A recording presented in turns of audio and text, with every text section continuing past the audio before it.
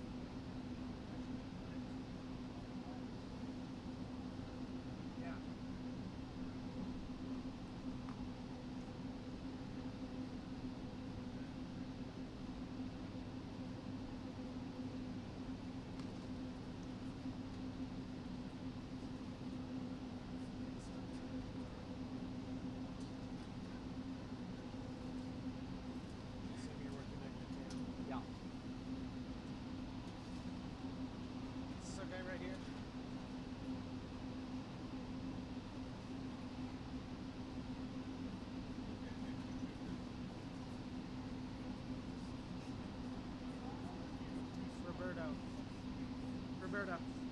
Nope, this way. This way. This way. In front of you. Evelyn will be there.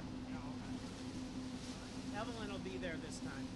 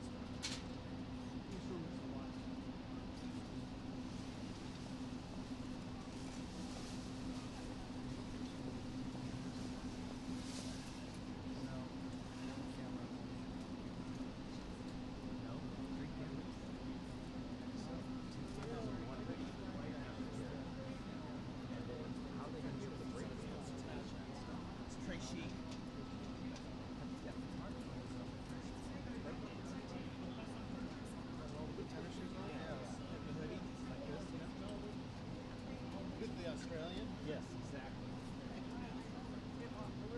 I'll tell you who wasn't doing that is me, because I don't know how to dance.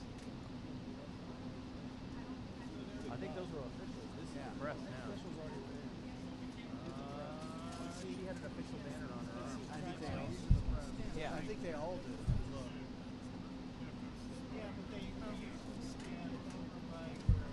We will. We will. We're just staying in the sun. Well, I was told the last time he did not stand here that he moved there's over. the toe mark. Yeah, why? That wasn't here the last time. Last time the guy was like fucking right here, remember? They moved him over now.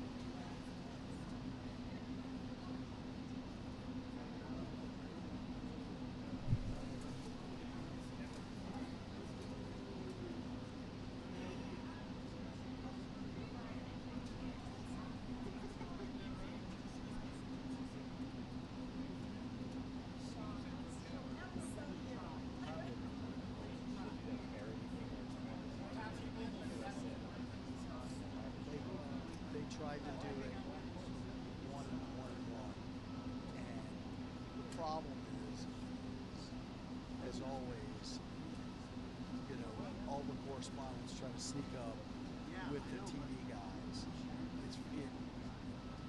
Harnick has talked to him about it. We'll see what happens. We asked him to take the stove first. When did you ask him to do that? Yeah. They had rope and stanchion. Yes, yes. That works much better because that way we can get down on our knees and TV has the ability to get their sticks out.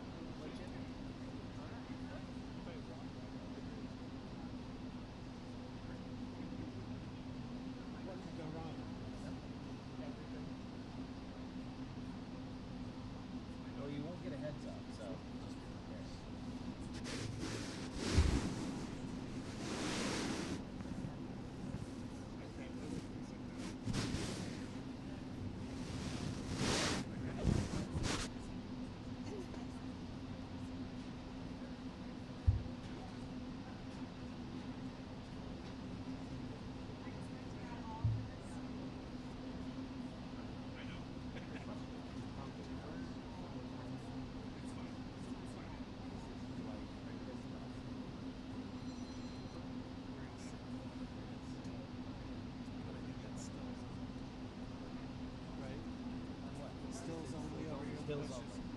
It's the pool. It's only the pool.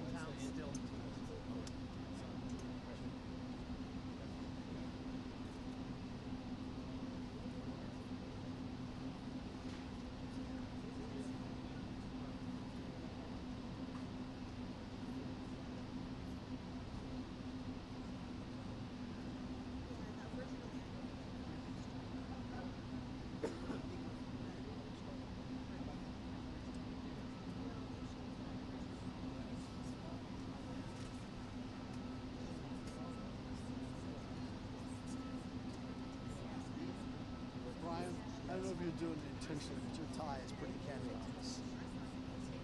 If you are, then it's cool, but I just wanted to let you know who's doing that.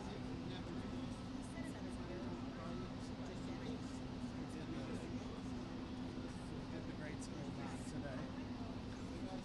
Grade school? Really simple. Over around here.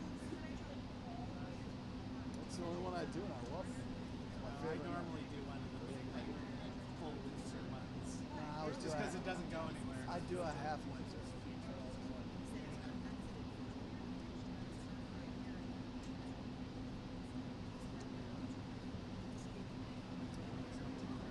To be fair.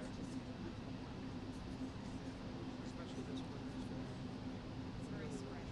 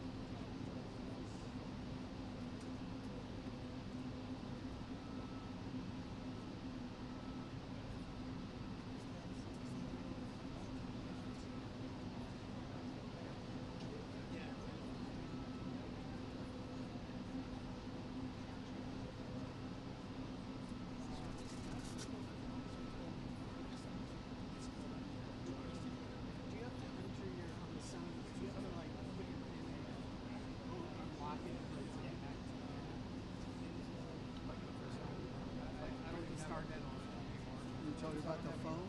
You talking about the after you want? Should be automatic. So no, it should turn on. You got to turn on. Yeah, no, it's just, sometimes I feel like it doesn't connect, and then I put the pin in, and it's happy all of a sudden. And I didn't know if that was like I don't have a rule pin. I don't have or- a pin on mine. I probably should. That's probably get rid of the pin.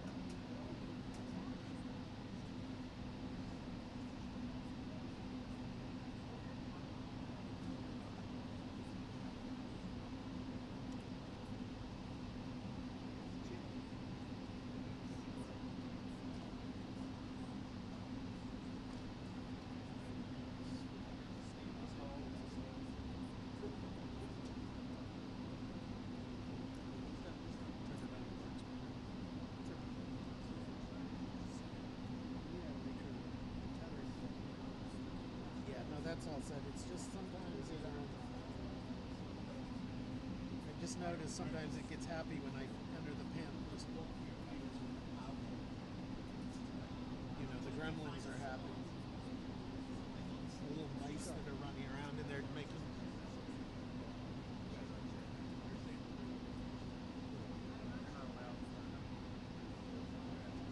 Yeah, photographers. Hi, Joe. That's stills only. That's stills only. There's never any video there. I like saying that authoritatively. You like that? You've been here? You like that? Yeah.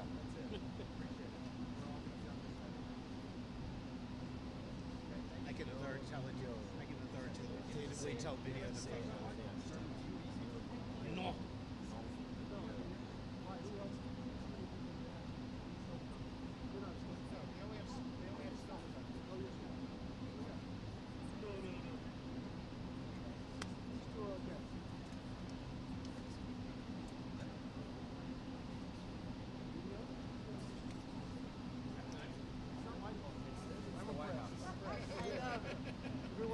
But they asked Doug like he works here. Hey, is he one of yours? Well, that's what I was about to say. I know, but is one of them yours? AFP. Well, then why there are two? You have one for everybody, then why do you have two? I'm asking, how many AFP photographers? You, two of you. Okay, just making sure. I'm just keeping track of them. All the other people who aren't here, I'm just keeping track of them. I see your face was like, what? Why there two? Because he's not cool. He's cool as in sharing. Not cool. I understand, but who are the two? Why is there one for everybody? Are they both for everybody? They're both for everybody. One is there. And the wires who are not here are the ones that are here. Yes. Not here. What that didn't travel. One of the broadcast. That one is. What do they do in Europe? Well, I hate to break it to you, but we're not in Europe. Oh, we are definitely not in Paris right now. So I was just wondering. Just keeping track. My brother's 50th birthday was 2 weekends ago, and his wife took him on a surprise trip to Paris. It was like pack a bag for the weekend. And he didn't know where they were going until we got to the airport. So how do you know it's family fit? I'm sure she told him no bathing suit, bring a warm coat. Bring a sweater. Yeah. So he's like, not the Bahamas? No, they're blast. They're blast. She was like, was giving her all kinds of tips.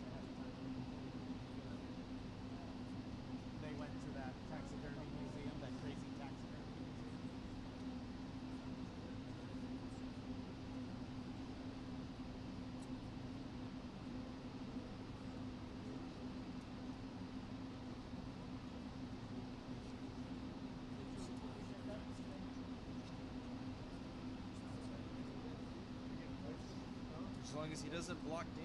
You know what happens when you block Dan. Put him over here. All right. Stand where I am. As long as he doesn't block me. I already got 2 or 3 AFP guys.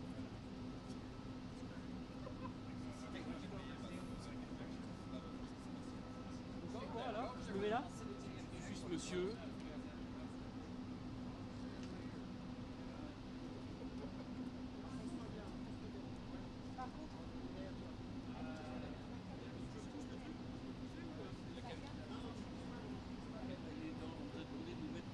Alors, il faudra qu'on soit pas.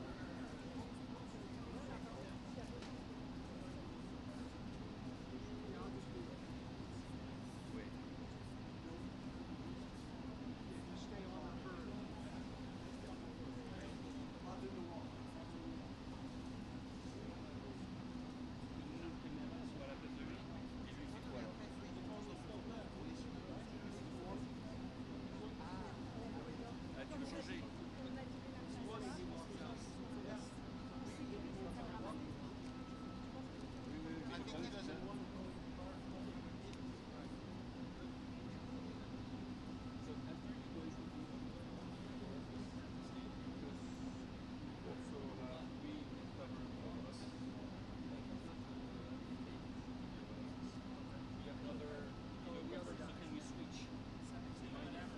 Just tell him outside.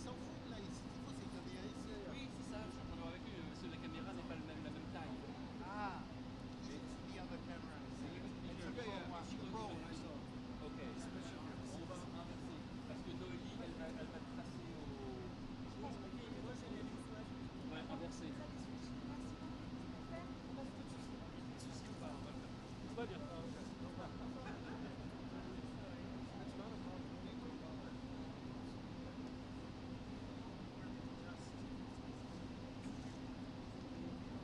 Yeah, the bigger camera.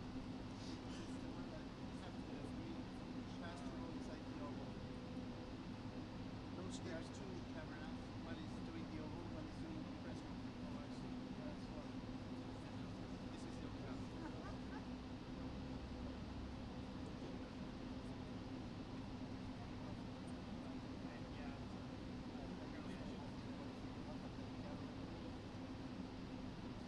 Mr. Mills is the boss. Oh. I'm just trying to. Everybody knows that. It's more the lookout or the.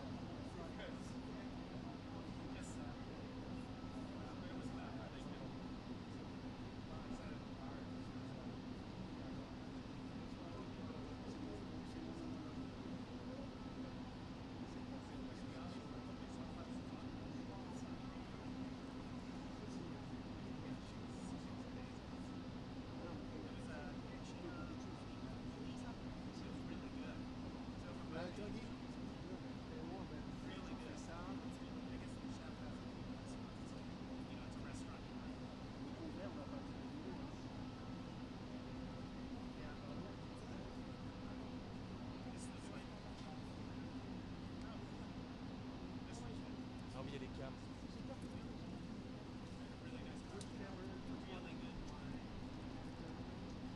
Which one?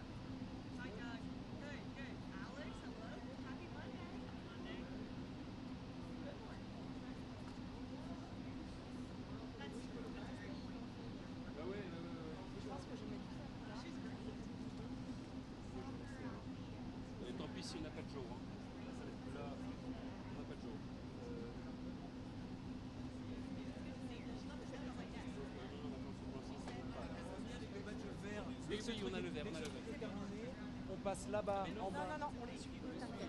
Bon, bah. Moi je suis la Toi, meuf. tu restes avec les rédacs. Ok. C'est le Ludo de la Maison Blanche.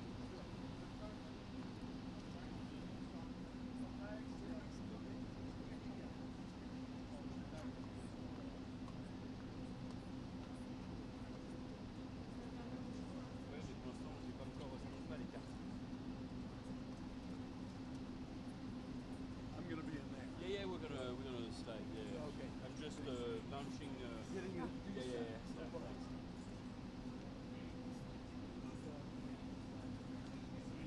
Non, mais toi, ok, tu vas, et nous, on passera par derrière. Ouais, voilà, c'est méchant.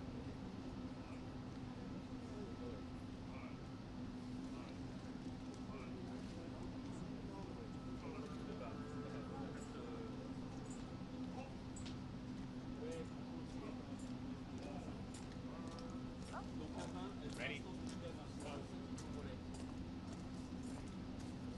Donc pour l'instant, c'est en ligne.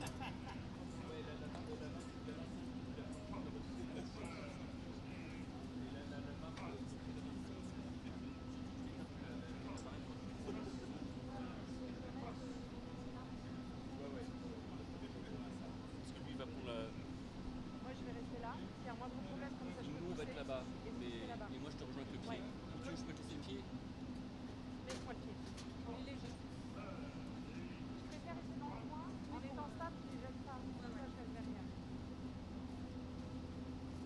Hey, Abby. You should be able to duck through this way. Oh, yeah, Okay, Gabby. yeah, I can Non, still non, that. non. You trying to get it up? Non, mais je préfère le sécuriser comme ça. Ok. On va sécuriser comme ça.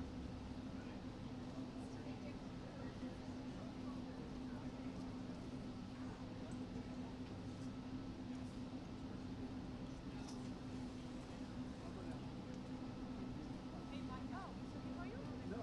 Ah, ok. Il faut que tu restes.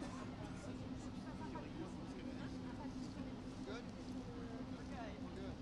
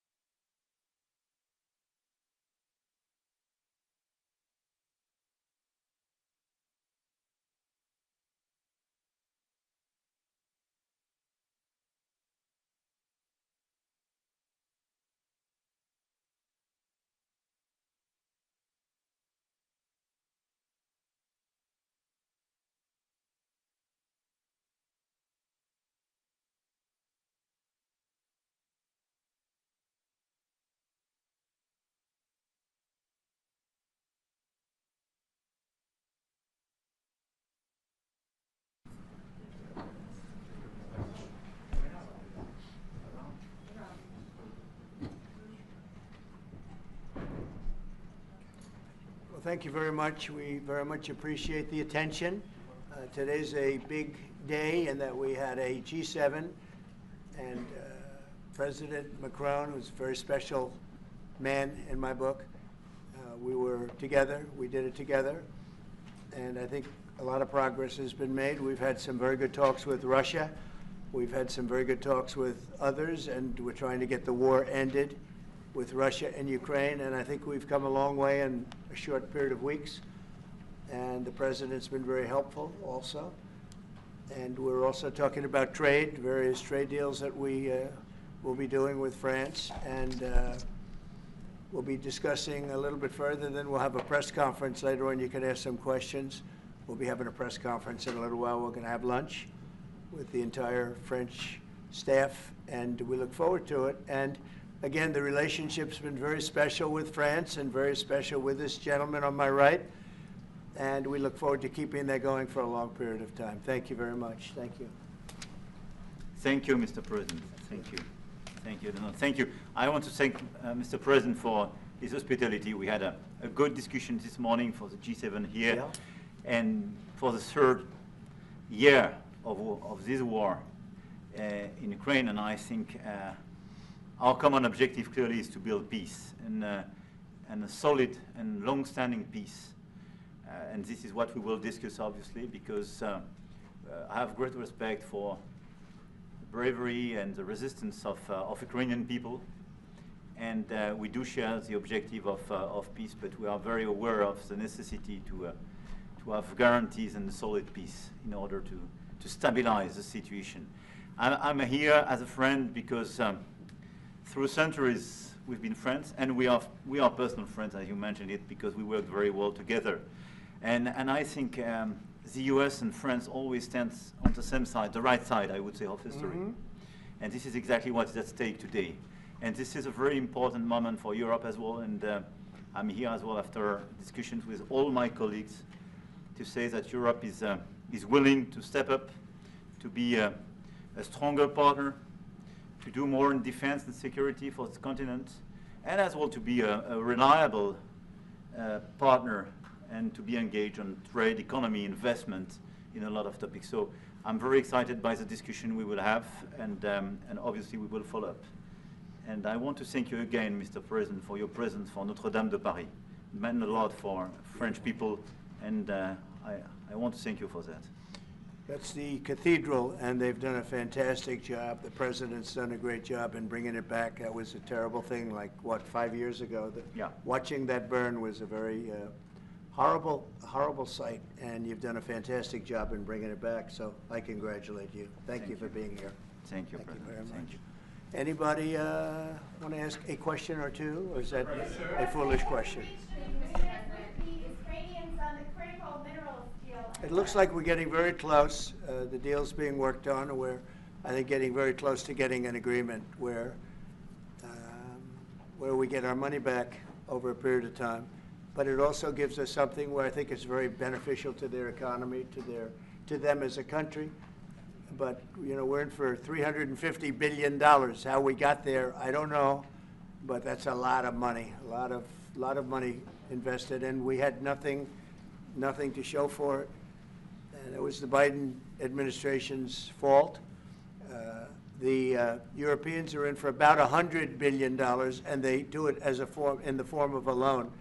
And the Europeans have been great on this issue. They understood it wasn't fair, and we were able to work something out. But with the Ukrainians, I think I can say that we're very close. Scott's around here someplace, and I think we can say that we're very, hi Scott, I think we're very close. Do you have something to say about that, Scott? We are very close. The Good. 1 yard line. All right. Mr. President, would any security guarantees on Ukraine? What? Would a minerals deal include a security guarantee for Ukraine? Well, it'll be, Europe is going to make sure that nothing happens. I don't think it's going to be much of a problem. I think once we settle, there's going to be no more war in Ukraine, and you're not going to have it's not going to be a very big problem. That's going to be the least of it. Mr. President, I'm hearing from the Greek media reporting that the U.S. has agreed to shut down a military base in Greece that's been a logistical hub for That who shut down? that the U.S. has agreed to shut it down at the request of Turkey and Russia. Is that all true? Marco, do you have anything to say about it? Greece? Sir, that's a no. That's a no, sir. Mr. President. Is it a no? It's a no, sir. It's not a correct story. Mr. President, how do you react to people in Europe who say that you are abandoning Ukraine and that you are going to sacrifice the security of Ukraine by making a deal with Vladimir Putin? You know, we're helping Ukraine like nobody's ever helped Ukraine before. And I can say this, if I didn't become president, Ukraine would right now still be at a level where there would be no even thinking about a peace. And it was, it's a sad thing that this happened. This would have never happened, this war, if I were president. Zero chance. And it has happened. So my function is to get you out of the war, get them out of the war, let them live. It's a bloody war, it's a horrible war. Thousands of people are being killed a week. And I would say Russia, maybe 700,000 people. I think Ukraine, probably a similar number. And that's not talking about the towns and the cities that have been blown up. That's talking about soldiers. This has been a horrible, bloody mess. And we're going to get it solved. We got to get it solved. And you know, we're not talking about America's soldiers, soldiers from this country. We're talking about Russia and Ukraine. But on a humanitarian basis, we have to get this very, very bloody, savage problem solved. And I will say this also, it could lead to World War III if it's not solved. You know, there'll be a point at which it's not going to stop at those two countries. Already there's such involvement from other countries. And it could really lead to a very big war, World War III, and we're not going to let that happen either. Would you support the idea to send European troops in Ukraine to back the ceasefire? European troops may go into Ukraine as peacemakers. So when the agreement is done, they can watch that everything's followed properly. I don't think that's going to be a problem. And a lot of the European countries, I think, I don't want to speak for France, but I know that the president's talked about doing that also. I think that'll be a very good day when we can go in as peacekeepers as opposed to what's going on right now with everybody being killed. Will they have U.S. backing, those troops going into Ukraine? Will they have U.S. backing from U.S. troops? Well, we're going to have a backing of some kind, and obviously the European countries are going to be involved, and I don't think you're going to need much backing. I think that's not going to be a problem. Once an agreement is signed, Russia's going to get back to its business, and Ukraine and Europe are going to get back to their business. I don't think it's going to be a problem. Mr. President, will you meet President Zelensky soon? What? Will you meet with President Zelensky soon? I will be meeting with President Zelensky. In fact, he may come in this week or next week to sign the agreement, and which would be nice. I'd love to meet him. Would meet at the Oval Office. So the agreement's being worked on now.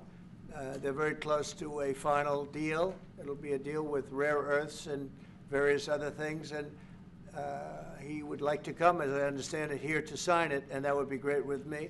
I think they then have to get it approved by their council or whoever might approve it, but I'm sure that will happen. At some point I'll be meeting with President Putin also, yes. I don't know when we speak. We're trying to get this thing worked out, but yeah, at some point I'll be meeting with President Putin too. Monsieur Macron, s'il vous plaît, est-ce que vous pouvez nous dire quelques mots en français? I can say a few words in French. No, le président l'a dit, je pense que c'est un moment important.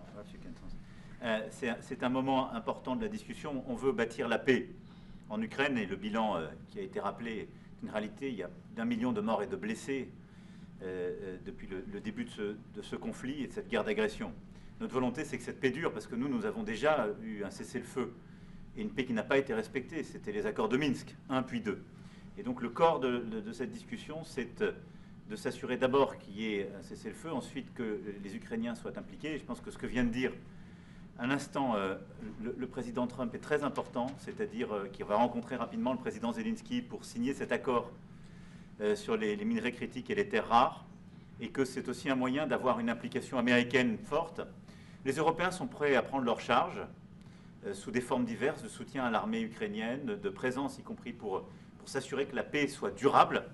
Et l'implication dans la durée des États-Unis d'Amérique à travers cet accord est une bonne chose. Et donc tout est encore à construire, et je ne veux pas préempter les discussions.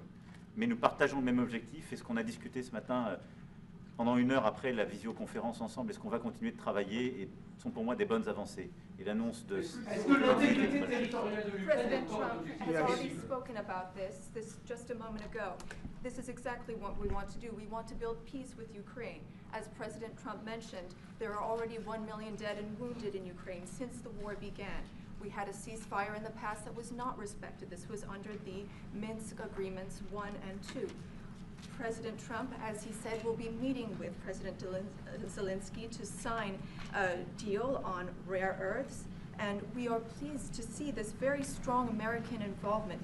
Europe, of course, also stands ready to support Ukraine in various ways, supporting its military. And we don't want to preempt any sort of discussions that are currently underway, but we do share the same objective of building this lasting peace.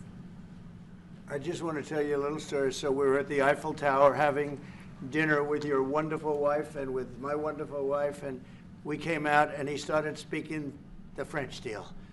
And we didn't have an interpreter, and he was going on and on and on, and I was just nodding, yes, yes, yes. And he really sold me out, because I got back the next day and I read the papers. I said, that's not what we said. He's a smart customer, I will tell you that. You remember? That wasn't exactly what we agreed to. Mr. President, to call Zelensky a dictator, would you use the same words regarding Putin? I don't use those words lightly. I think that we're going to see how it all works out. Let's see what happens. I think we have a chance of a really good settlement between various countries. And, you know, you're talking about Europe, and you're talking about Ukraine as part of that whole situation. The other side has a lot of support also. So let's see how it all works out. It might work out. Look, you can never make up lives. The one thing you can make up the money, but you can't make up the lives. A lot of lives lost. I think probably a lot more lives than people are talking about. It's been a rough war, but I think we're close to getting it solved. Go ahead. Do you think that DOGE could benefit from more streamlined communications? There was that email telling employees to give 5 things that they've done last week. Agency heads then told people to ignore it. You're talking about the last email that was sent where he wanted to know what you did this week. You know why he wanted that, by the way? I thought it was great. Because we have people that don't show up to work and nobody even knows if they work for the government. So by asking the question, tell us what you did this week, what he's doing is saying, are you actually working? And then if you don't answer, like you're sort of semi-fired or you're fired, because a lot of people are not answering because they don't even exist. They're trying to find, that's how badly various parts of our government were run by, and especially by this last group. So what they're doing is they're trying to find out who's working for the government. Are we paying other people that aren't working? And, you know, where's all this? Where's the money gone? We have found hundreds of billions of dollars of fraud so far, and we've just started. We're actually going to Fort Knox to see if the gold is there, because maybe somebody stole the gold. Tons of gold. So I think it was actually, there was a lot of genius in sending it. We're trying to find out if people are working. And so we're sending a letter to people, please tell us what you did last week. If people don't respond, it's very possible that there is no such person or they're not working. Some of the agency heads instructed their employees not to respond because they were waiting on further guidance. But Elon Musk's tweet said failure to respond would be taken as a resignation. So there's been a disconnect in communications. Yeah. Are you concerned at all about Only, no. That was done in a friendly manner. Only things such as perhaps Marco at State Department where they have very confidential things, or the FBI where they're working on confidential things. And they don't mean that in any way combatively with Elon. They're just saying there are some people that you don't want to really have them tell you what they're working on last week. But other than that, I think everyone thought it was a pretty ingenious idea. We have to find out where these people are. Who are they?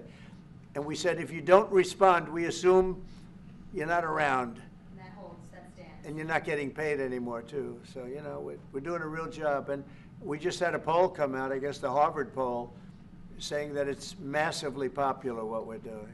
So, Mr. President, do you still believe in NATO, in the alliance between Europe and America in NATO? NATO is very much involved in this. When I first got elected at the very beginning, first term, I got hundreds of billions of dollars put into NATO. NATO had no money. because they hadn't paid for years. And I said, look, if you don't pay, we're not going to be a part of NATO, we're not going to protect, we're not going to do what we're supposed to do. And we took in hundreds of billions of dollars into NATO. No, NATO is a good thing if it's done properly and if it's used properly. Mr. President, in these days you speak a lot about tariff in Canada, in Mexico, and in Europe. I want to know what is your idea about Italy, if you want to make the same thing. About what? Can you talk up a little louder? In these days. No, louder. Can you talk a little louder? You have a beautiful voice, but you're not. In these days you speak. Where are you from? Italy. From Italy. Oh, I love Italy. Go ahead. I want to know if you have the same idea with Italy about tariff. Well, look, I love Italy, and Italy is a very important nation. We have a wonderful woman as your leader, and she was on the conversation today, one that we had, the G7. And no, I think Italy is doing very well. I think Italy's got very strong leadership with Georgia.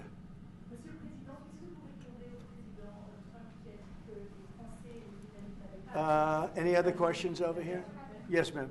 Can you clarify what you meant in your truth today on the major economic development transactions between the U.S. and Russia? Any more detail? With respect to what, Russia? In solving a peace deal, you said there would be major economic development transactions which will take place between the United States and Russia. Yeah, we're trying to do some economic development deals. They have a lot of things that we want, and we'll see. I mean, I don't know if that will come to fruition, but we'd love to be able to do that if we could. You know, they have massive rare earth. It's a very large, it's actually the largest in terms of land. It's by far the largest country.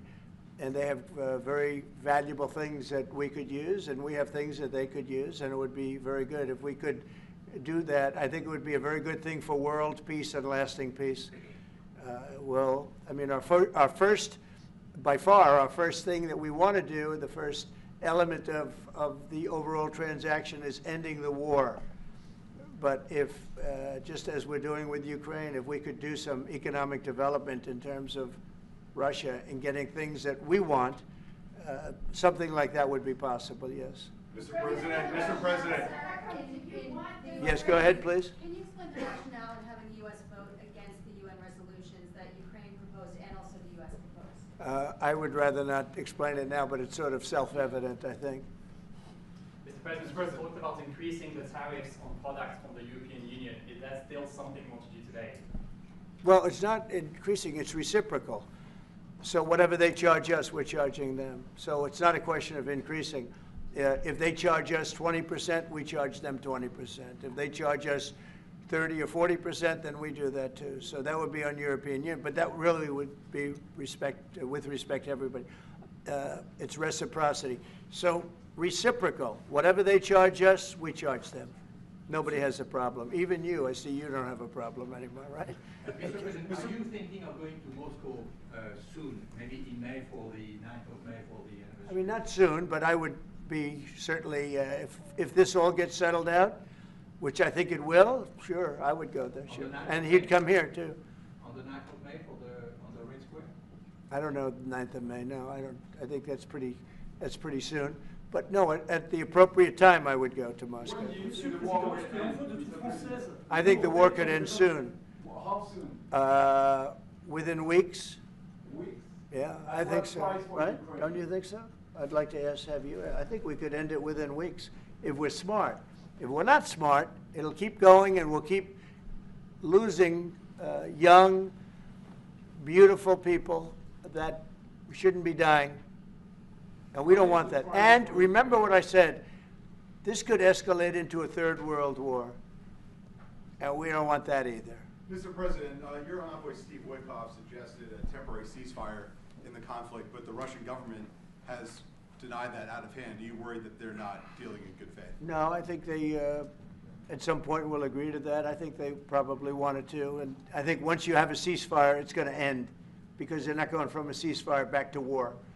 I think people have had their full. I'm just glad I was able to help because there was no communication with Russia until I came along. Biden didn't communicate. He couldn't communicate with his own child.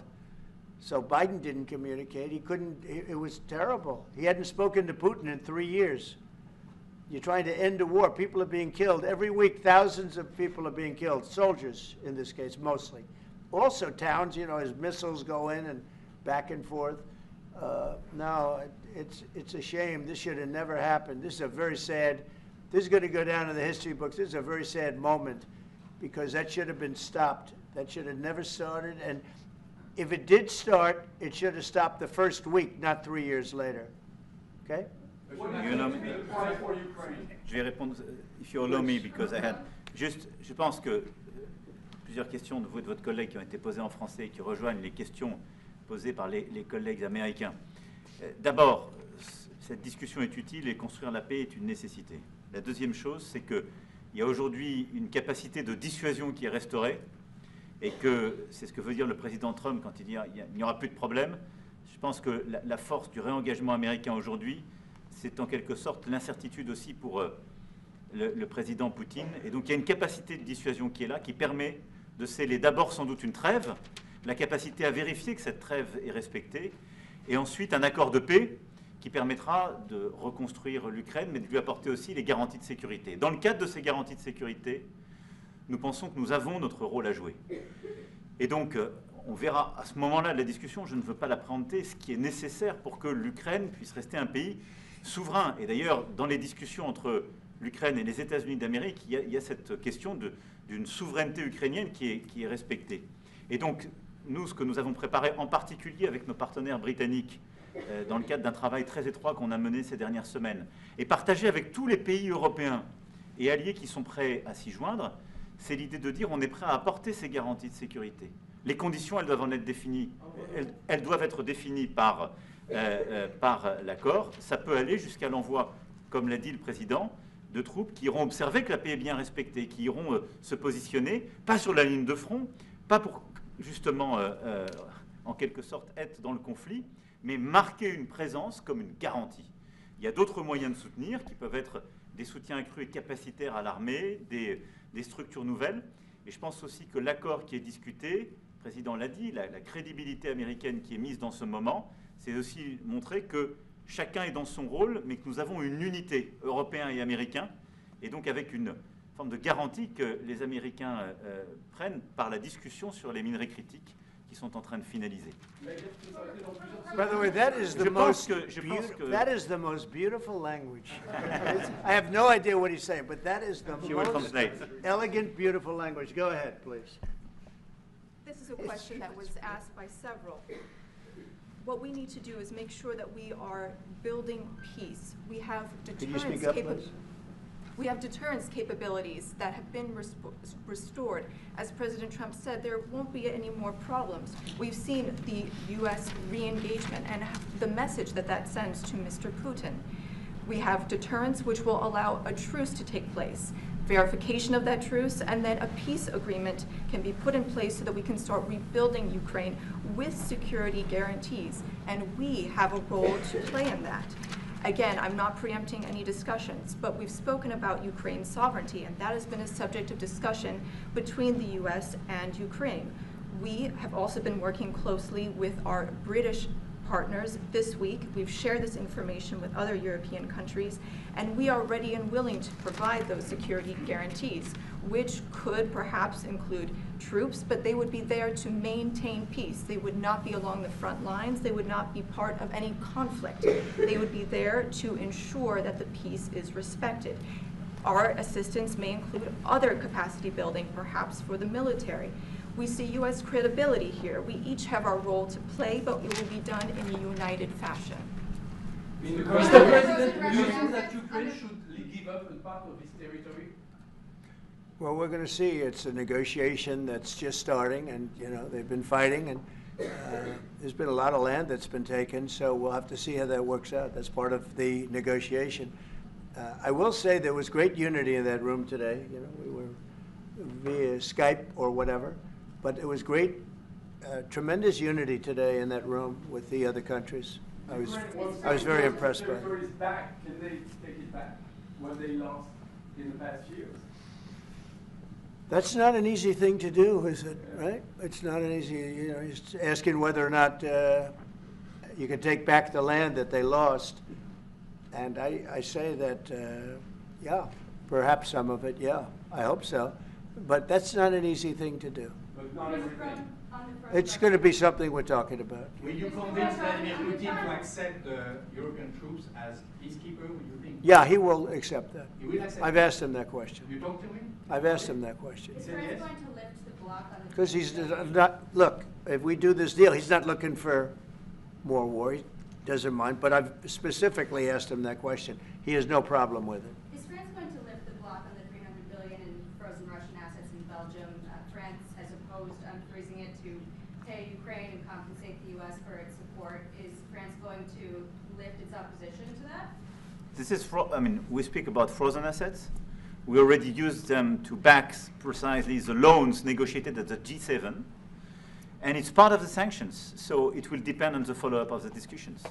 But clearly, we respect international law. It's just frozen assets now.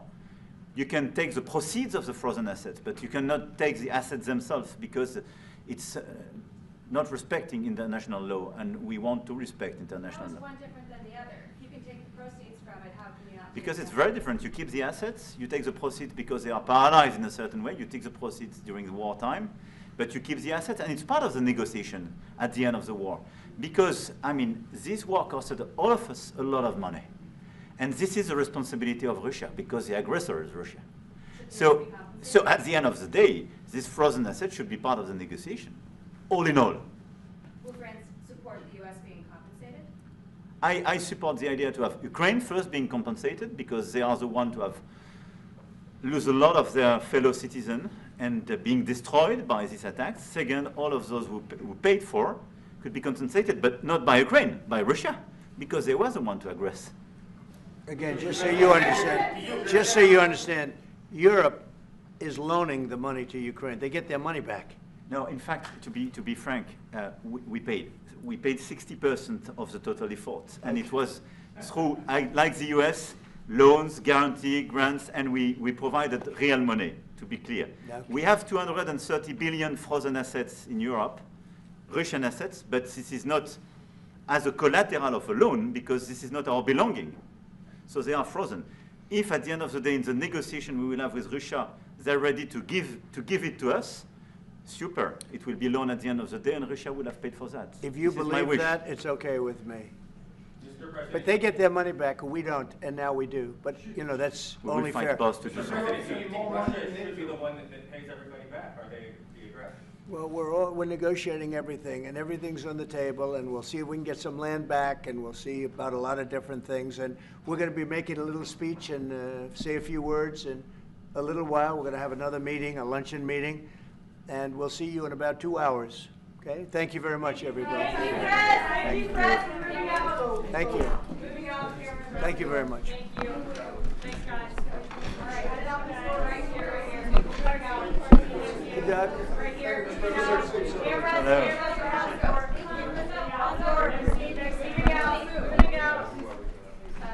Head out, Russ. Thank you. Thank you. Thank you, guys. Straight out.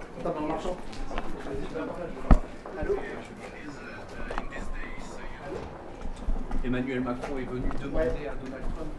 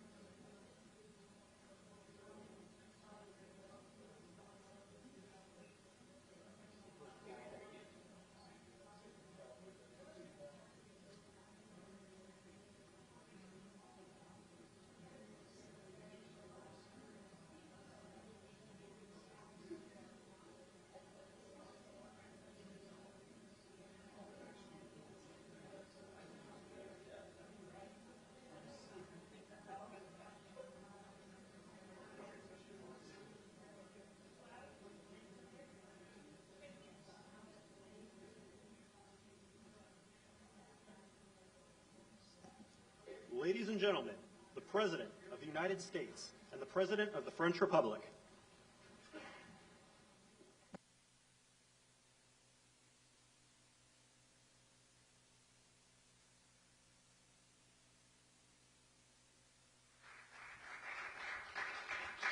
Well, thank you very much, everyone. Great honor to be here with my friend. I'm delighted to welcome President Macron back to the White House.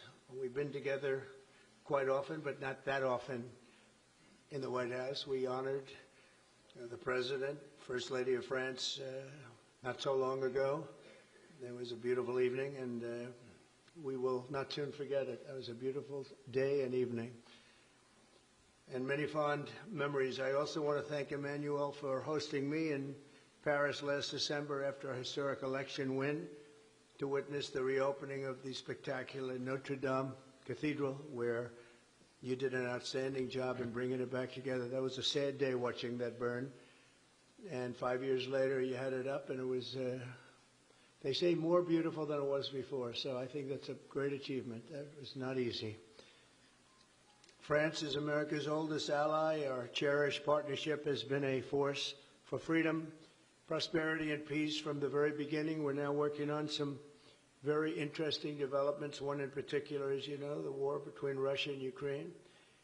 In the American Revolution, French support helped us to seize our destiny as an independent nation. In the First and Second World Wars, our citizens shed blood together on the battlefields of Europe. And I'll never forget joining President Macron 6 years ago on the 75th anniversary of D-Day. That was some day. The purpose of our meeting today is to end another battle, a really horrible one, a war, something that we haven't seen since the Second World War, that is ravaging European soil, the deadliest and most destructive conflict that one can imagine. I've seen the pictures, I've seen the satellite photos and lots of other photos, and it's a horrible thing that's happening. Thousands of people are dying a week. This very day is the 3rd anniversary of the invasion of Ukraine, which would never have happened if I was president. That was not going to happen. The horrors of this gruesome and bloody war can scarcely be overestimated. Hundreds of thousands of people, Russians and Ukrainians in particular, have needlessly died. An entire generation of Ukrainians and Russian men has been decimated. 1,000-year-old cities have been turned into rubble. Those beautiful spires that you used to see there, they were most beautiful in the world, they say, are lying in heaps of rubble, blasted to smithereens. It's time to end this bloodletting and restore peace, and I think we're going to do it. We've had some great conversations, including with Russia. Since my return to the White House, we've made more progress toward that goal in 1 month than occurred in the past 3 years. And I've spoken with both President Putin and President Zelensky. And again, a lot of good things toward peace are happening, moving it, I think, pretty quickly. Last week, Secretary of State Marco Rubio, National Security Advisor Michael Waltz, and Special Envoy Steve Witkoff conducted successful talks in Saudi Arabia with the delegation from Russia, and I'd like to thank the Kingdom of Saudi Arabia and the King and Mohammed, great people. They're really working hard to get this done. Our focus is on achieving a ceasefire as soon as possible and ultimately a permanent peace. My meeting with President Macron today was another important step forward in that sphere, because he's been very much involved right from the beginning in trying to get it over with, and we're going to get it done. I believe that Emmanuel agrees with me on many of the most important issues. Chief among them is this is the right time. It may be the only time. You know, that's a very interesting and horrible situation, and that could evolve into a third world war. We're not going to let that happen. Should have never started, but it did. And what a mess, what a horrible, bloody mess. I'm also pleased that President Macron agrees that the cost and burden of securing the peace must be borne by the nations of Europe, not alone by the United States. And Europe must take that central role in assuring long-term security of Ukraine, which they want to do. And that's not a very big step. A big step is what's going to happen over the next few weeks.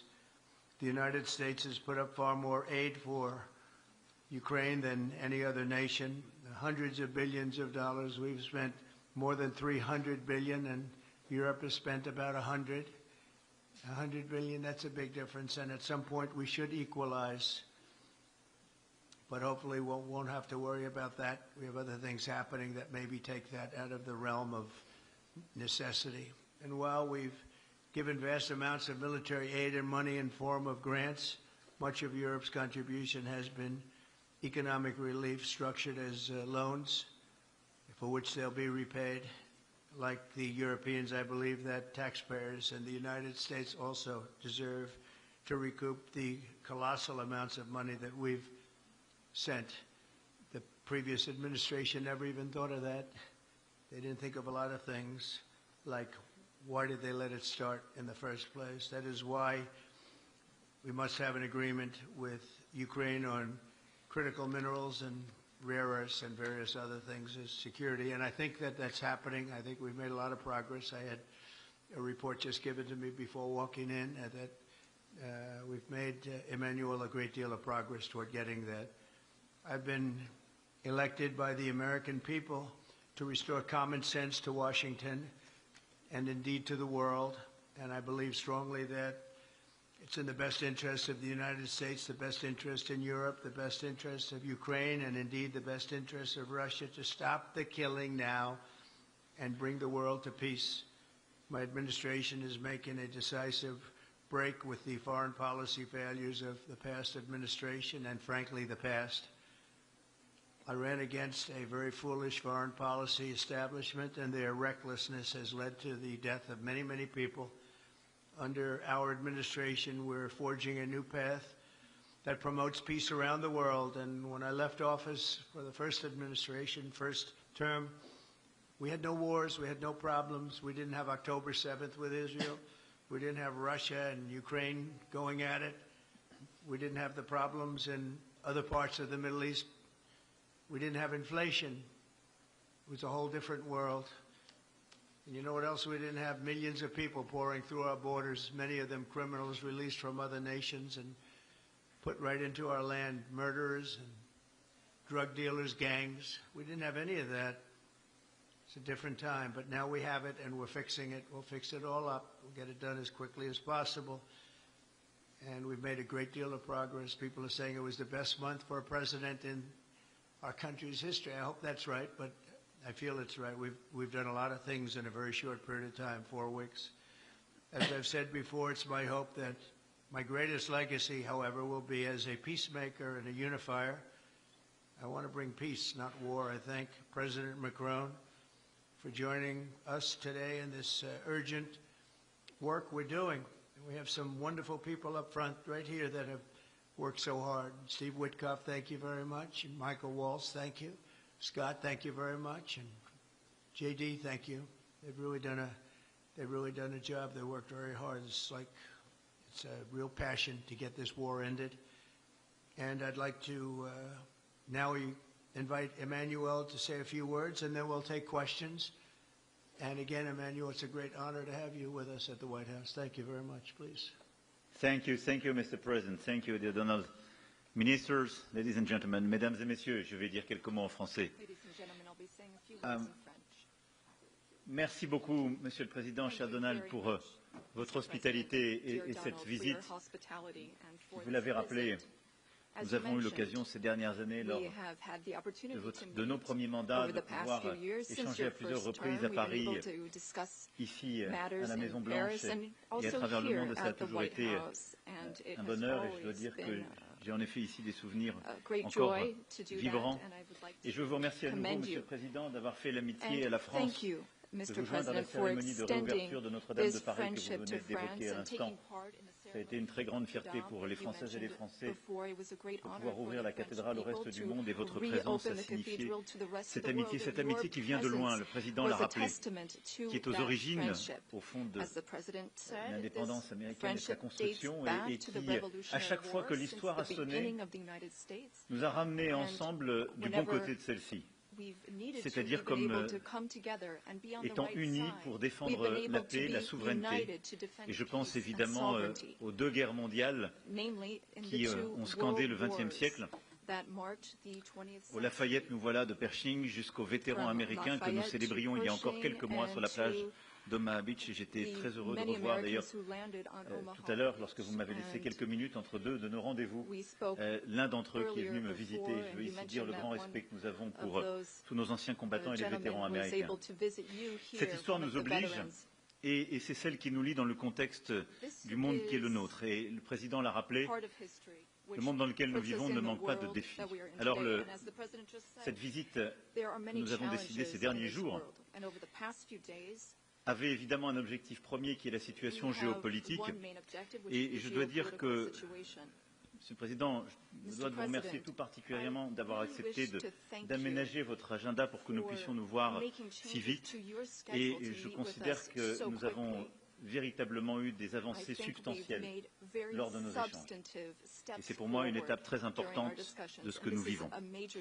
Nous avons ensemble partagé une visioconférence avec l'ensemble des dirigeants du G7 qui nous a permis, 3 ans après le début de la guerre d'agression, la deuxième phase de la guerre d'agression russe en Ukraine, de dire évidemment notre soutien au président Zelensky, au peuple ukrainien, mais aussi de partager notre volonté d'avoir une paix durable. Je crois que c'est ce que vous avez ces dernières semaines, rappelé avec beaucoup de force.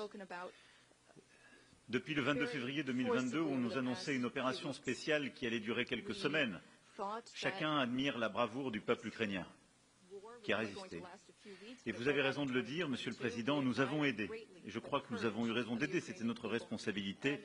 Et je veux ici dire que l'Europe n'a pas ménagé ni minoré ses responsabilités. Nous avons en effet investi 138 milliards de dollars dans l'aide à l'Ukraine et aux Ukrainiens. Et je dis bien investi, parce qu'au fond, l'Ukraine a tenu ce front avancé de notre sécurité collective. Elle s'est battue durant ces années, elle continue de se battre pour son indépendance et sa souveraineté, mais aussi pour notre sécurité collective, parce que je crois que personne dans cette salle n'a envie de vivre dans un monde où la loi du plus fort peut s'imposer et où les frontières internationalement reconnues peuvent être du jour au lendemain violées par qui que ce soit.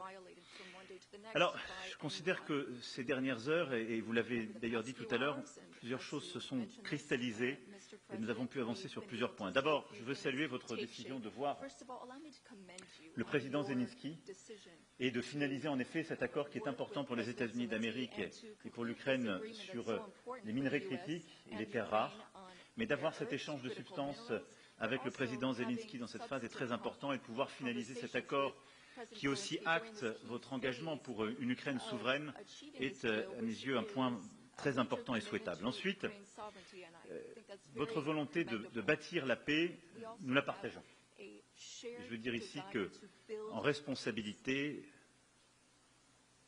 plus de 10 ans après le début de la guerre et l'agression en Crimée, et 3 ans jour pour jour après l'agression russe dans le Donbass, et je le rappelle aussi dans le nord du pays à l'époque, la paix est une nécessité pour sauver des vies, pour aussi faire revenir des prisonniers chez eux, faire revenir des familles et des enfants, car je n'oublie pas ce drame humanitaire qui touche aussi le peuple ukrainien. Et nous en avons longuement discuté avec le président, et notre souhait est qu'il puisse y avoir en effet des conflits qui s'arrêtent, une trêve qui soit pleinement mesurable, vérifiable, et qui permette la négociation d'une paix durable, dans laquelle il y aura la question de la reconstruction de l'Ukraine, la question de ses territoires et la question des garanties de sécurité, c'est-à-dire du maintien de la paix dans la durée. Car, je le redisais au président, nous avons déjà connu des accords de paix qui n'étaient que des cessez-le-feu sans prévoir ces garanties de sécurité. Cela s'est appelé Minsk I puis Minsk II, et nous savons d'expérience que cela ne tient pas. Et je sais la volonté du président d'être un acteur durable justement de la paix dans la région, de vouloir cesser dans la durée cette paix. Et je crois pouvoir dire, après avoir consulté une trentaine de dirigeants européens et alliés ces derniers jours, pour bâtir cette unité et pour venir vous voir, que tous partagent la même vision des choses. Nous voulons la paix. Cette paix ne peut pas signifier la capitulation de l'Ukraine. Cette paix ne peut pas être un cessez-le-feu sans garantie. Cette paix doit prévoir les conditions d'une souveraineté ukrainienne, permettre à l'Ukraine de négocier avec les parties prenantes toutes les questions qui la touchent et pour laquelle elle est seule légitime à négocier. Et c'est une paix dans laquelle nous devons prendre nos responsabilités pour maintenir dans la durée sécurité et stabilité pour l'Ukraine et pour toute la région. Et pour nous, Européens, c'est une question existentielle. Nous avons longuement discuté cela avec le président. J'ai pu lui dire tout ce que nous avions travaillé avec le président Zelensky. On est rentré dans le détail, justement, des différentes étapes d'une telle négociation.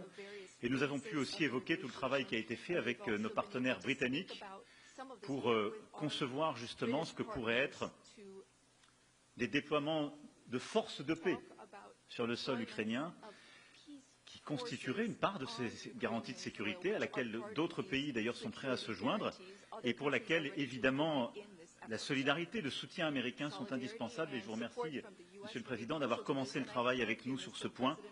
Et je crois pouvoir dire que l'accord que vous vous apprêtez à signer avec l'Ukraine et la discussion très claire que nous avons eue à cet égard, pour moi, sont des garanties solides, que nous nous sommes compris et que notre volonté est la même.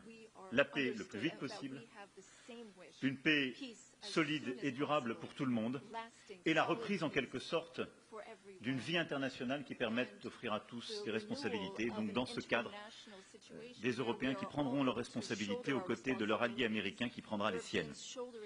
À cet égard, je suis venu aussi ici porter un message, Président, de très grande clarté de l'engagement européen. Nous sommes engagés pour bâtir une paix durable. Nous sommes engagés comme Européens pour être partie prenante, justement, de ces garanties de sécurité. Et plus largement, nous sommes engagés, conscients que nous sommes, que les Européens doivent encore faire davantage pour la sécurité de l'Europe, sa défense, et en quelque sorte un partage plus juste du fardeau sécuritaire que votre pays porte depuis plusieurs années. Et au fond, pas simplement, Monsieur le Président, vous savez l'amitié que je vous porte parce que vous le demandez, vous le demandiez déjà avec force à votre premier mandat, mais parce que je crois que tout le monde maintenant en Europe est lucide sur le fait que c'est notre devoir pour nous-mêmes, en tant qu'Européens, compte tenu du risque qui nous entoure et de la responsabilité qui est la nôtre. Et donc le président Costa ce matin a rappelé cet agenda de Versailles de mars 2022 qui a déjà conduit les Européens à augmenter de manière historique leurs investissements. Les Européens sont prêts à faire davantage pour cette sécurité, beaucoup plus et beaucoup plus fort. Et plusieurs m'ont redit cela avant de venir vous voir. Monsieur le Président, cher Donald, vous l'avez compris, cette paix par la force à laquelle vous croyez, c'est celle à laquelle nous sommes engagés par conviction et parce que, en ce jour, je pense au peuple ukrainien, à ses sacrifices et à ce que nous lui devons. Nous avons également, avec Monsieur le Président, évoqué les sujets économiques et, au fond, notre volonté de voir plus de prospérité aux États-Unis et en Europe. Nous avons eu des discussions, elles seront poursuivies par nos ministres, nos équipes, pour clarifier les sujets qui doivent l'être. Mais au fond, notre volonté, c'est qu'il y ait une concurrence juste et, au fond, pas de biais dans la concurrence de nos industries pour pouvoir échanger. Et je veux ici dire combien les économies américaines et européennes sont liées. Ce sont les économies les plus imbriquées au monde. Ce sont 1 500 milliards de dollars d'échanges de produits, de services physiques et digitaux chaque année.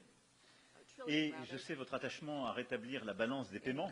Oserais-je dire qu'en tant que président de France, j'ai la même, puisque nous avons aussi un déficit commercial. J'essaie aussi de faire valoir qu'il fallait regarder pas simplement les biens et produits, mais les produits numériques, pour lesquels vous êtes un très grand exportateur. Et au fond, la solution, c'est de nous réengager sincèrement vers une concurrence, justement, qui soit équitable, et la volonté d'avoir des échanges plus fluides et encore davantage d'investissements. Vous êtes un très grand investisseur en France. Nous sommes le 5e investisseur, nous, France, pas simplement l'Europe, dans votre pays. Et je souhaite qu'on fasse davantage de part et d'autre. Et je veux saluer d'ailleurs tous les investisseurs américains qui ont fait partie des grandes annonces pour l'intelligence artificielle il y a quelques jours à Paris, où 120 milliards de dollars d'investissement ont été annoncés en intelligence artificielle pour notre pays. Au-delà du lien transatlantique, c'est notre volonté d'avoir en effet plus de prospérité. Je suis convaincu qu'il y a au fond un agenda positif derrière tout cela. Enfin, nous avons ensemble évoqué plusieurs sujets sur le Proche et Moyen-Orient. Et je crois pouvoir dire que nous partageons la même volonté de ne jamais voir l'Iran obtenir l'arme nucléaire, notre volonté de revenir à, au fond, une approche avec les partenaires de la région en qui nous avons confiance, qui permettent eh bien, justement de cantonner les activités nucléaires iraniennes, de pouvoir limiter ses capacités balistiques et de réduire ses déstabilisations régionales. Et sur la Syrie et l'Irak, nous partageons la même volonté aussi de ne pas voir les groupes terroristes islamistes reprendre de la force, retrouver de l'activité, parce que depuis des années, nos armées sont avec courage engagées dans ces pays, dans l'opération Inherent Resolve, dont vous avez le commandement et à laquelle nous contribuons, qui est une mission forte et importante, qui a contribué à la stabilité de la région. Et je le dis avec ici beaucoup de sincérité, de force et d'engagement, puisque la France a été touchée par un attentat terroriste en 2015 qui avait été préparé en Syrie par ces mêmes groupes. Et donc nous ne céderons rien dans cette région à vos côtés pour plus de sécurité. Voilà, mesdames et messieurs, en tout cas, nos échanges ont été extrêmement fructueux, à la fois ce matin à l'issue de notre visioconférence et à l'instant avec le vice-président, les ministres et nos conseillers. Et je veux vous dire combien, après ces échanges avec le président Trump, je suis convaincu qu'il y a un chemin. Nous avons partagé nos convictions, nos exigences. Nous savons tout le travail qui reste à faire. Et donc, dans les prochaines semaines, nous avancerons ensemble et nous aurons l'occasion, nos équipes puis nous, de nous revoir dans des formats différents pour faire de cette paix solide, durable, je l'espère avec beaucoup de force, une réalité de court terme. En tout cas, Monsieur le Président, permettez-moi de vous remercier pour votre accueil, remercier pour la qualité de nos échanges et pour votre engagement. Merci, cher Donald. Thank you very much. Thank you, Emmanuel.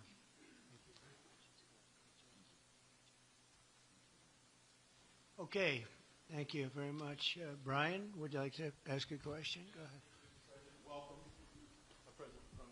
I just want to touch upon real quickly the Harvard poll that came out that had, thank you very much, the Harvard poll that came out had you up 9+ points, and all of your agenda that you ran on, you're accomplishing that. You got the support of the American people, including stopping the war in Ukraine. If you can comment on the latest Harvard poll, I appreciate that. Well, I was honored by it. It was a big poll, and it's usually a poll that leans on the other side of things, the other side of the world, so to speak.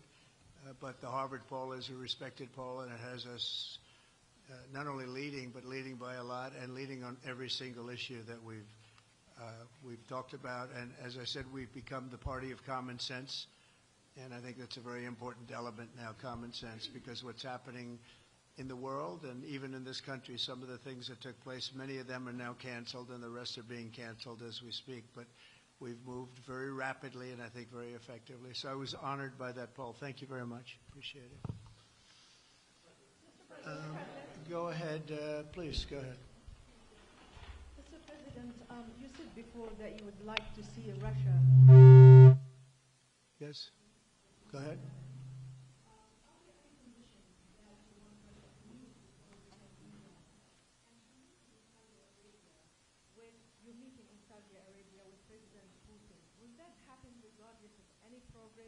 On the Ukrainian file?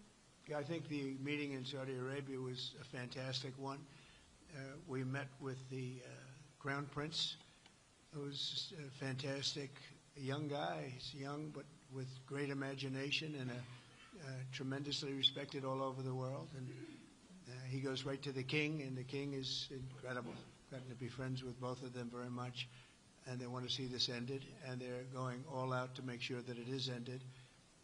I think Russia, likewise, I've spoken to President Putin, and my people are dealing with him constantly, and his people in particular. And they want to do something. I mean, that's what I do. I do deals. My whole life is deals. That's all I know is deals. And I know when somebody wants to make it and when somebody doesn't. I will say this before I came here. there was no communication with Russia whatsoever, and Russia wasn't answering calls. They were not talking to anybody. They wouldn't talk to anybody, and people sort of accepted that as being that they want to go forward and just keep going without stop. But when I got here, one of the first calls I made was to President Putin, and we were treated with great respect, and they want to end this war. So that's a big thing, because I didn't know if I could say that, but it's a big thing. They want to do it, and the group in the front row that I introduced, they're all very active in it, and we're working on deals right now, transactions right now, and in particular, the big one is to get the war stopped, whether it's ceasefire or direct to an agreement. I'd like to go directly to an agreement, but ceasefire will always happen a little bit quicker, and every day you're saving thousands, or at least hundreds, but thousands in some cases lives, so we want to see if we can get that done very quickly. Yes, for the President, please. Thank you. Correspondent based in Paris. Question for both of you, actually. Mr. Macron, you were one of the last Western leaders to speak to Putin before Ukraine's invasion. What advice, what recommendation could you make to President Trump to make sure that this time you can get strong enough guarantees from Putin to get a peace deal that lasts this time? And Mr. President Trump, what makes you think you can trust Putin in those negotiations? Thank you. Look, I will never give any advice to President Trump. We have friendly and trustful discussion, but my experience with President Putin is the following. Number one, I always think it's good to have discussion with other leaders, and especially when you disagree. I stopped my discussion with President Putin after Bucha and the war crimes because I considered that, we had nothing to get from him in that time. Now there is a big change because there is a new U.S. administration. So this is a new context. So there is good reason for President Trump to re-engage with President Putin. But my experience is the following, and I shared it with President Trump and the team. In 2014, our predecessors negotiated peace with President Putin. But because of the lack of guarantees, and especially security guarantees, President Putin violated this peace. And I had several discussions, especially at the beginning of 2022, several times, 7 hours with President Putin, 15 days before launching of the attack. He denied everything, but we didn't have security guarantees. So this is why being strong and having deterrence capacities is the only way to be sure it will be respected. And I insisted on that, and this is why I believe that the US has the capacity to do so. And this is why I think we should never say, I will never send any boots on the ground, because you give a blank check to violate any type of commitment. So I think it's good to have discussion. I think it's useful to have negotiation.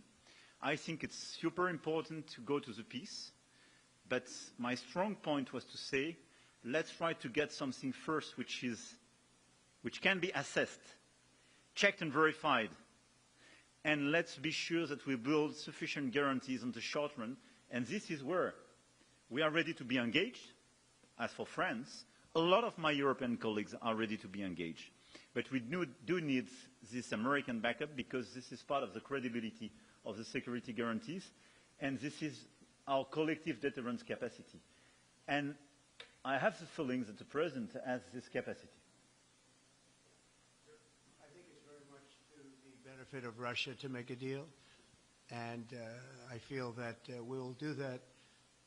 It is what it is. Again, it's a war that should have never been started. It's a war that would not have been started if I were president, but it did start, and it's at a terrible level where cities are burned down and shot down to the ground. It looks like demolition sites, a whole big pile of demolition sites, and we got to get it stopped. Too many people, too much agony. The whole culture is destroyed when you rip down some of those ancient really ancient or near ancient buildings. It's so sad to see, but I think it's very much to the benefit of this tremendous distrust on both sides. That's why it's good that I'm coming in now, but I think it's to the very much benefit of Russia to make a deal and to go on with leading Russia in a very positive way. That's what you have to do. But I really believe that he wants to make a deal. Maybe wrong, but I believe he wants to make a deal. Yeah, go ahead, please. Next week, there's a key deadline for your Canada and Mexico tariffs. Do you expect those will go back on, or do you believe those countries have done enough on the border to stop those from taking effect? And for President Macron, I'm wondering if you believe that this critical minerals deal with Ukraine represents a de facto security guarantee by the United States, since the U.S. would have an interest in protecting those reserves in Ukraine. Thank you. We're on time with the tariffs, and it seems like that's moving along very rapidly. We've been mistreated very badly by many countries, not just Canada and Mexico. We've been taken advantage of. We were led by, in some cases, fools, because anybody that would sign documents like they signed, where they were able to take advantage of the American people, like has happened over the last long period of time, except for a little 4-year period that took place 4 years ago. But anybody that would agree to allow this to happen to our country should be ashamed of themselves. No, the tariffs are going forward on time, on schedule. This is an abuse that took place for many, many years. And I'm not even blaming the other countries that did this. I blame our leadership for allowing it to happen. I mean, you know, who can blame them if they made these great deals with the United States, took advantage of the United States on manufacturing, on just about everything. Every aspect that you can imagine they took advantage of. I look at some of these agreements, I'd read them at night, and I'd say, who would ever sign a thing like this? So the tariffs will go forward, yes, and we're going to make up a lot of territory. All we want is reciprocal. We want reciprocity. We want to have the same.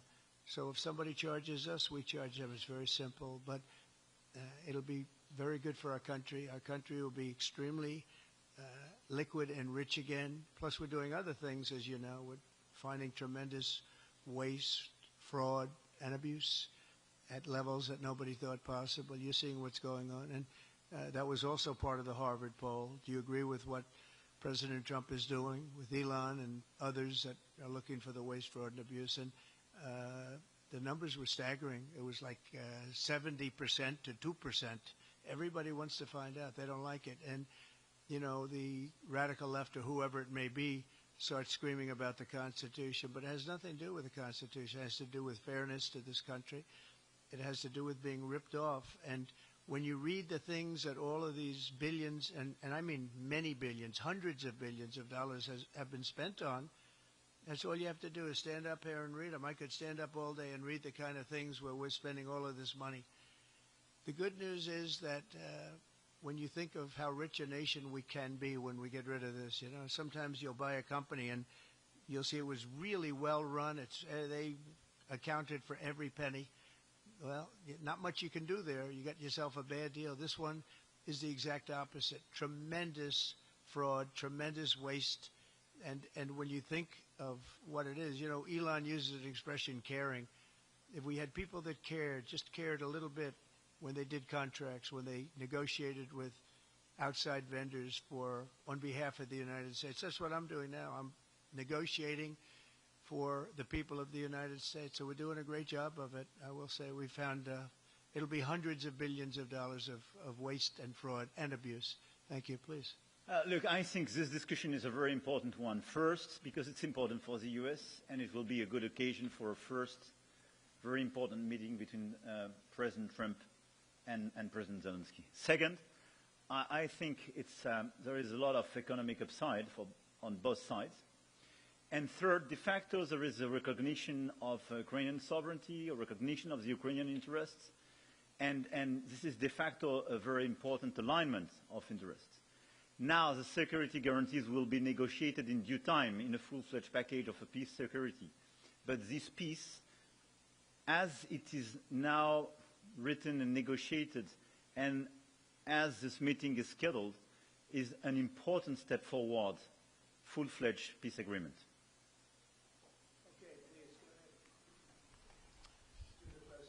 Monsieur le Président Trump, Monsieur le Président Macron, Monsieur Trump, first of all, you say, I would like to make a deal with Putin.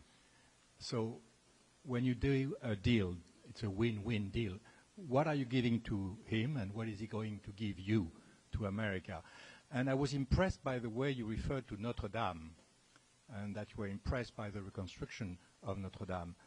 A lot of Americans have sent money to Paris to participate to the reconstruction of Notre Dame.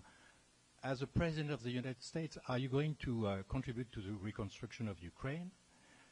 Et Monsieur le Président Macron, quelle est pour vous la principale avancée de votre entretien avec Donald Trump? Et pouvez-vous nous confirmer qu'il y a effectivement un accord pour envoyer des troupes européennes de maintien de la paix? Est-ce que la France va le faire? Combien d'hommes? Pour faire quoi? Et est-ce que ce n'est pas un grand danger d'envoyer des troupes françaises ou européennes en Ukraine? Merci. Well, I guess it's a little strange question because you ask whether or not we're going to, on behalf of the United States, contribute to Ukraine. I mean, we're in there for about $350 billion. I think that's a pretty big contribution. I do appreciate the first part of your question, however, because I think they've done an incredible job with the Cathedral of Notre Dame. I think the president has done. I know he headed it up, and I know how hard he worked, and it took a period of time, but really not a long period of time considering what that was, so delicate, so beautiful. And I was there, and I saw the work, and I'm very good at construction. I know good construction. I know bad construction. They did a beautiful job, and this man has to be given a lot of credit for that. It's an incredible cathedral. Most people thought it couldn't be saved, and if it was, it would have to be built in a different form, and we didn't want to see a different form. We wanted to see the same form that you built. So I just want to congratulate you. That was an amazing job. I don't think you've gotten enough credit for it. Someday you will. Someday you will. Thank you, Donald. Merci beaucoup. Pour revenir à votre question, je considère que la discussion d'aujourd'hui a été marquée par plusieurs avancées. D'abord, la confirmation, c'était une des choses importantes pour nous. Ça fait partie de tout le travail qu'on a mené aussi avec le président Zelensky pour essayer de bâtir une proposition d'action qui soit acceptable pour l'Ukraine. Le fait que le président Trump a confirmé qu'il allait rencontrer rapidement le président Zelensky pour finaliser l'accord sur les minerais critiques et les terres rares et pour avoir une discussion d'ensemble dans ce contexte. Ça, je pense que c'est un point très important. La deuxième chose, nous avons, dans le cadre de la discussion, nous sommes rentrés dans le détail de la proposition d'action que nous venions faire, de comment la paix ou une trêve, des éléments concrets, mesurables pouvaient être organisés et comment ensuite on pouvait structurer la discussion. Et donc la France, plusieurs autres pays européens, l'Ukraine sont évidemment maintenant au travail pour pouvoir bâtir ce qui est cette paix durable avec des éléments très concrets dans lesquels il y aura justement les garanties de sécurité, les questions territoriales qui appartiennent totalement à l'Ukraine, la question de la reconstruction, la question du potentiel économique et des minerais rares. Donc là-dessus, on a pu discuter en détail de ces propositions d'action. Troisième avancée qui est pour moi vraiment un des acquis de notre discussion d'aujourd'hui et qui marque un tournant, c'est la précision avec laquelle nous avons parlé des garanties de sécurité. Et je pense que le président a eu lui-même tout à l'heure et encore aujourd'hui, à l'instant, des mots très clairs. Il veut la paix. Nous voulons la paix, on est totalement d'accord. Nous voulons un deal rapide, mais pas un accord qui soit fragile.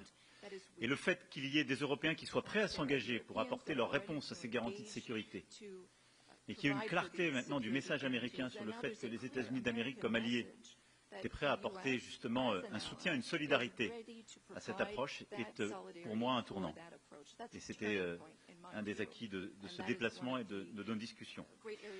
Pour ce qui est des troupes, je vais ici clarifier les choses. On a pu par le passé, en particulier il y a un an, à des fins qui étaient à mes yeux pleinement légitimes, évoquer la possibilité d'envoi de troupes dans un contexte de guerre.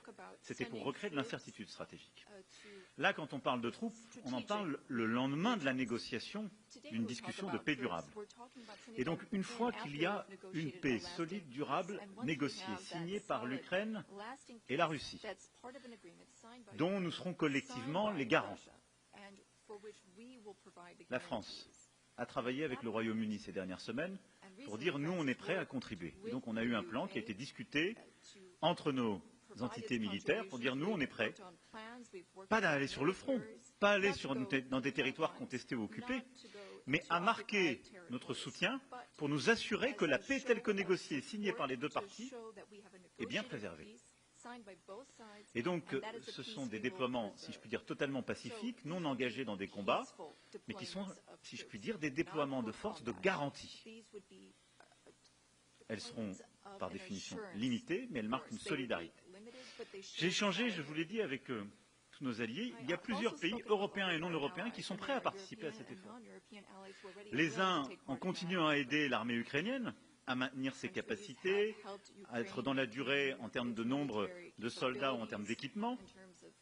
Les autres, par la logistique ou les capacités sur le terrain, d'autres aussi à venir à nos côtés. Leur question à tous, c'était est-ce que c'est d'accord avec les États-Unis d'Amérique? Et le président a eu des mots très forts tout à l'heure pour dire oui, et pour même d'ailleurs nous apprendre que dans les discussions qui étaient en cours avec la Russie, c'était acceptable dans les échanges qu'il y avait eu avec la Russie. Et donc ça, c'est une avancée très forte, et donc ça veut dire que les Européens prennent dans ce contexte leur part du fardeau, puisqu'on s'engage, on avance, qu'on garde ce qui est la force de notre alliance à travers les décennies, qui est notre solidarité et du coup la capacité de dissuasion que nous avons ensemble. Et donc non, ça n'est pas dangereux, parce qu'en fait, qu'est-ce que ça signifie? Qu'il y a un accord qui va être signé par l'Ukraine et la Russie, qui a été déclenché par le président Trump, dont nous sommes les garants, et qu'en quelque sorte, si la Russie venait à le violer, elle rentrerait de facto en conflit avec tous ceux qui se sont engagés dans un processus de paix. Et ça, c'est un changement. Ça n'a jamais existé ces dernières années. Ce n'est pas ce qu'on avait fait en 2014. Et donc, c'est ça la vraie rupture. C'est d'avoir quelque chose de solide avec la capacité de dissuasion américaine, la capacité d'engagement des Européens, et quelque chose qu'on va justement organiser ensemble. Voilà, donc ce n'est pas dangereux, mais c'est crédible. Et ça nous semble moins dangereux que des choses qui iraient beaucoup plus loin en termes juridiques, et ça nous semble ce que nous devons faire pour garantir la sécurité. Et je vais vous le dire ici très clairement, c'est la sécurité aussi des Européens dont il s'agit. Et moi, c'est ce que je dis depuis des semaines. Si on ne garantit pas la sécurité de cette part du territoire de l'Europe, comment garantir notre propre sécurité à tous? Nous vivons à 1500 km de l'Ukraine, nous Français. Et c'est encore plus près quand on est évidemment polonais ou allemand. Donc c'est notre engagement pour la sécurité collective. Et en quelque sorte, c'est répondre aussi à l'appel qui nous est fait. Vous devez, vous, autres Européens, être davantage engagés. Mais nous, Américains, nous restons en solidarité. On le fait en Ukraine et on doit le faire aussi pour notre sécurité collective. Mais la clarification qu'on a eue aujourd'hui, pour moi, est un tournant.